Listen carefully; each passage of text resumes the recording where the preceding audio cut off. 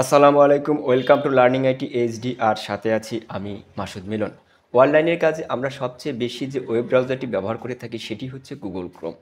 কেমন হতো যদি এই গুগল ক্রোম ব্রাউজারটি আপনার নিজের মতো করে সাজিয়ে নিতে পারতেন? হ্যাঁ, আজকে আমি সেটাই দেখাবো কিভাবে গুগল ক্রোম ব্রাউজারটিকে আপনি আপনার নিজের মতো করে সাজিয়ে নিতে পারবে। তাহলে চলুন দেখা যাক কিভাবে সেটি করা যায়। এটি করার জন্য গুগল ক্রোম ব্রাউজারে ঢুকতে হবে। তো আমি আমার কম্পিউটার থেকে গুগল ক্রোম ব্রাউজারটি চালু করলাম। তো এটাকে কাস্টমাইজ করার জন্য এখানে একটা অপশন দেওয়া আছে, দেখুন কাস্টমাইজ ক্রোম। এখানে একটা ক্লিক করতে হবে। তো এখানে ক্লিক করলেই কিন্তু আপনার এখানে এই চারটা আসবে। তো এখানে আমরা শুরুতে ঢুকবো, এখানে যেমন আছে হচ্ছে চেঞ্জ থিম। এখানে আমরা চেঞ্জ থিমে এখানে একটু ক্লিক করলাম। তো এখানে কিন্তু বিভিন্ন ধরনের আপনার থিম ব্যবহার করা হয়েছে। আপনি চাইলে এই থিমগুলা আপনি ব্যবহার করতে পারেন। যেমন এখানে সলিড কালার্স আছে। আমরা যদি এই যে এখানে ডিফল্ট যে কালারটি দেখতে পাচ্ছি এটা কিন্তু হোয়াইট, সাদা কালার। আমরা যে কোনো ধরনের কালার এখান থেকে ব্যবহার করতে পারবো। আমি যদি এখানে ক্লিক করি তাহলে দেখুন এখানে অনেক ধরনের কালার আছে। আমি সাপোজ এই সবুজ কালারটিকে ব্যবহার করতে চাচ্ছি। আমি ক্লিক করলাম, দেখুন আমার ক্রোমটা কিন্তু সবুজ কালারের থিমেও হয়ে গেছে। তো এখান থেকে যে কোনো কালার, আমি যদি এই পিঙ্ক কালারটি ব্যবহার করতে চাই আমি এখানে ক্লিক করলাম, দেখুন এখান থেকে কিন্তু পিঙ্ক কালার হয়ে গেছে। তো এখান থেকে যে কোনো কালার চাইলে আপনারা আপনার ক্রোমে থিম হিসেবে ব্যবহার করতে পারেন।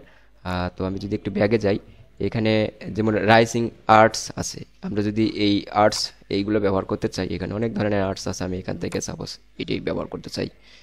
তো আমি এখানে ক্লিক করলাম, দেখুন দেখুন এটা কিন্তু চেঞ্জ হয়ে গেল। তো এরকম অসংখ্য আর্টস এখানে আছে। আপনার চাইলে আপনাদের পছন্দ মতো যে কোনো আর্টস এখান থেকে ব্যবহার করতে পারেন। দেখুন এটা চেঞ্জ হয়ে গেল।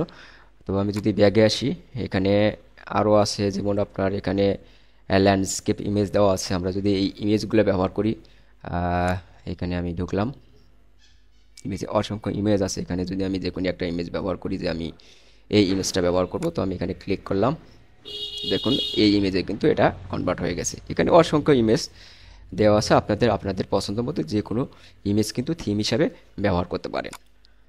তো এরপরে আরও আছে যে, যেমন এখানে ট্রাক সার্চ আছে। আমরা যদি বিভিন্ন ধরনের ট্রাক সার্চ ব্যবহার করতে চাই, যে আমি এই ট্রাক সার্চটা ব্যবহার করব, আমি এখানে ক্লিক করলাম। তো দেখুন মুহূর্তে কিন্তু ট্রাক সার্চ, এই ট্রাক সার্চে হয়ে গেল। তো এই ট্রাক সার্চ অনুযায়ী থিম চেঞ্জ হয়ে গেল। তো এখান থেকে অসংখ্য ট্রাক সার্চ আছে, আপনি চাইলে এখান থেকে ব্যবহার করতে পারেন।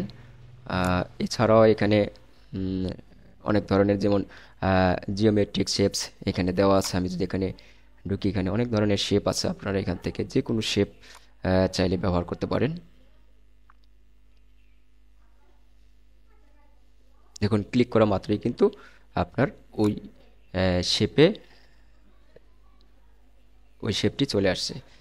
তো আমি যদি আবার ব্যাগে যাই, তো এখানে অনেক ধরনের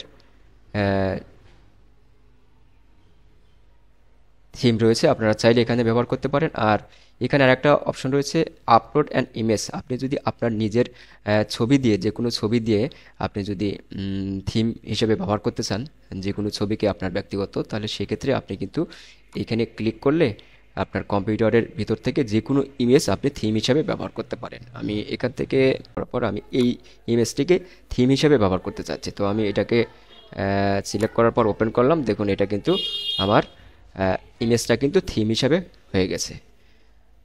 তো এরপরে আমরা যদি আগের অবস্থায় ফিরতে চাই, যেমন আগে যেমন সাদা ছিল ডিফল্ট, যেমন ছিল সেরকম অবস্থায় ফিরতে চাই, তাহলে এই যে ডিফল্ট ক্রোম এখানে একটা ক্লিক করলে আমরা কিন্তু আগের অবস্থায় ফিরতে পারবো। আচ্ছা, এরপরে আরেকটা অপশন এখানে দেওয়া আছে, যেমন এখানে আমরা লাইট মোড আছে, এখানে ড্রাগ আছে। আপনি যদি ড্রাগ মোড ব্যবহার করতে চান, ডার্ক থিম ব্যবহার করতে চান, তো সেই ক্ষেত্রে কিন্তু এখানে ডার্ক করতে পারেন।